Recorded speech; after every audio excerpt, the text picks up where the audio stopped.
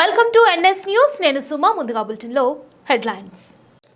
నిజామాబాద్ జిల్లా వర్ని కోటగిరి మండలాలను కలిపే 40 ఫీట్ల రోడ్డు 15 ఫీట్లుగా మారింది. వ్యవసాయ భూముల్లో నుంచి ఉన్న ఈ రోడ్డును యథేచ్ఛగా కబ్జా చేస్తున్నా పట్టించుకునేవారు కరువయ్యారు. కొంతమంది రోడ్డును కబ్జా చేస్తూ ఏకంగా వరి నాట్లు వేస్తున్నారు.